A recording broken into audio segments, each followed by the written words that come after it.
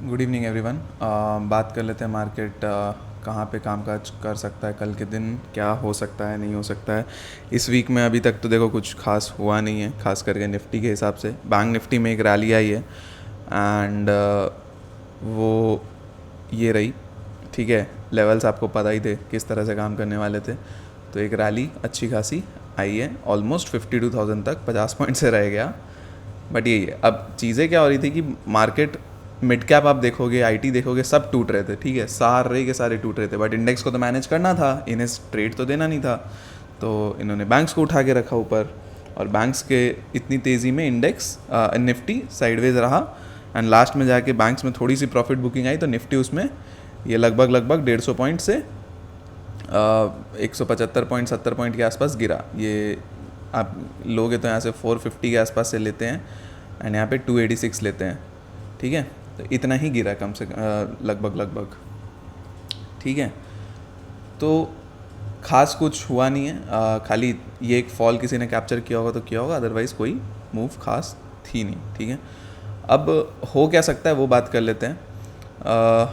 तो कल क्या है, आज के दिन रात में फेड का इंटरेस्ट रेट डिसीजन है, जिसमें अभी तक जो बातें चल रही है वो इंटरेस्ट रेट को जो बढ़े हुए थे उसको कम करने की बातें चल रही है, इंटरेस्ट रेट कट डाउन करने की बातें चल रही है, ठीक है। क्या क्या हो सकता है, प्रोबेबिलिटी 0.25% कट करेगा, 0.5% कट करेगा, ठीक है। 0.75 तो देखो बहुत ही कम चांस है, 1% चांस है कि हो जाए। एंड 0.5 जहाँ तक लगता है होना चाहिए, एंड एक 0.025 ये भी एक चांसेस है, बट 60 to 70% प्रोबेबिलिटी इसकी है। एंड लेट्स सी कि पॉवेल साहब क्या करते हैं।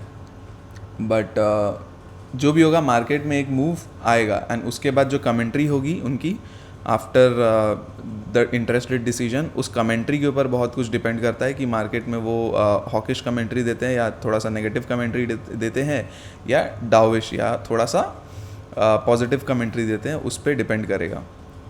तो अब मार्केट में और एक नर्वसनेस क्या है, फ्राइडे को इंटरेस्ट रेट डिसीजन है जापान के, एंड हमारे मार्केट खुलने से पहले ये चीज़ हो चुका होगा इंटरेस्ट रेट डिसीजन, तो उसके लिए भी मार्केट थोड़ा सा देख रहा है। अगर अपने यूएस के इंटरेस्ट रेट अपने गिरते हैं और जापान बढ़ा देता है तो थोड़ा सा एक ट्रबल देख सकता है मार्केट।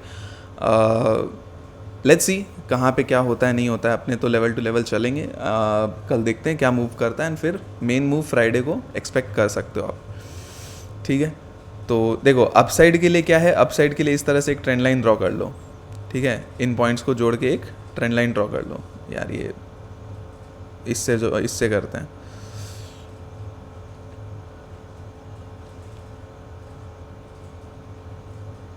ठीक है। इस तरह से एक ट्रेंड लाइन ड्रॉ कर लिया।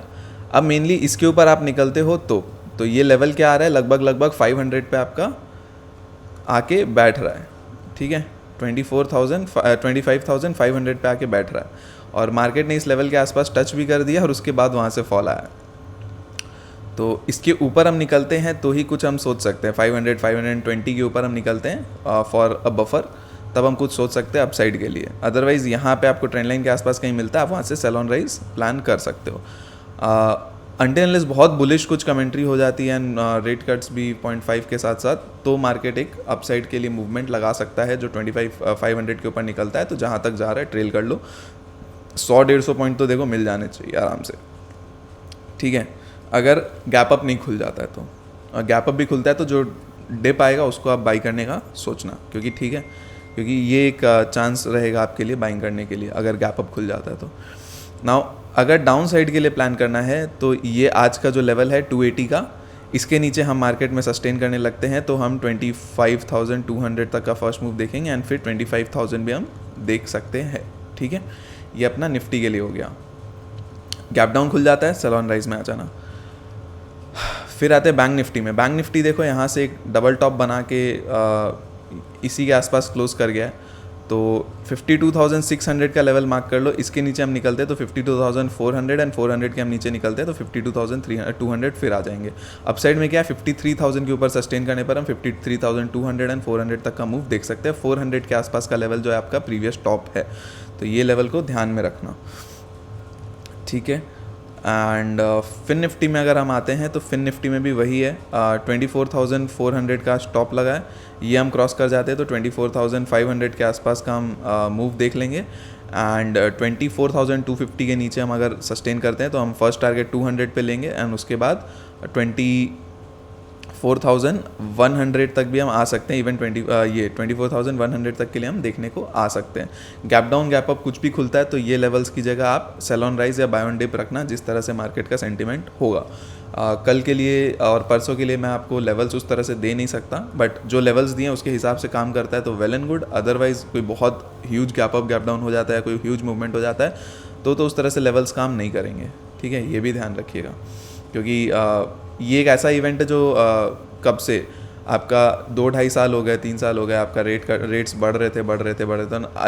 इतने टाइम बाद ये एक एक्सपेक्टेशन आया है कि आपका डाउन साइड रेट कट करेंगे, तब इस मोमेंट पे मार्केट किस तरह से रिएक्ट करते हैं। देखो पास्ट में क्या हुआ था, पास्ट में मार्केट रेट कट के बाद गिरा था, लेकिन यहाँ पे साथ साथ जापान में रेट हाइक का बात हो रहा है, एंड इस रेट कट का डाउन साइड में एक यूएस में रेट कट का बात हो रहा है। तो अब इन दोनों के बीच में क्या होता है नहीं होता है वो भी देखना होगा कैसे क्या चल रहा है, ठीक है। तो ये चीज़ अपने को ध्यान रख के चलना है। एंड पिछले बार का आप 2008, 7 और 8 के टाइम का वो बात छोड़ दीजिए, उस टाइम पे रिसेशन वाली चीज़ें थी इसलिए वो चीज़ हुआ था।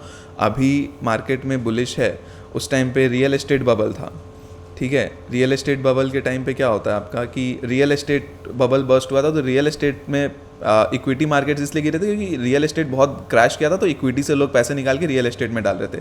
अभी क्या है, अभी इक्विटी बबल चल रहा है, ठीक है, अभी इक्विटी मार्केट भाग रहे पागलों जैसे। बबल ये है, और ये अगर बर्स्ट होगा तब इससे पैसे निकलेंगे, तो बबल तो अभी बर्स्ट हुआ ही नहीं है, तो मार्केट में से इससे पैसे निकाल के जाएंगे कहाँ, कहीं नहीं, तो कुछ होगा नहीं खास।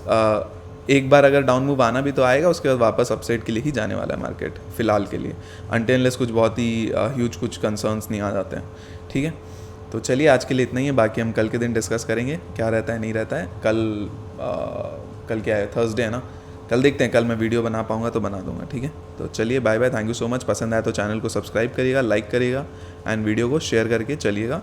एंड टेलीग्राम चैनल की लिंक डिस्क्रिप्शन में, उसको भी ज्वाइन करके चल सकते हो।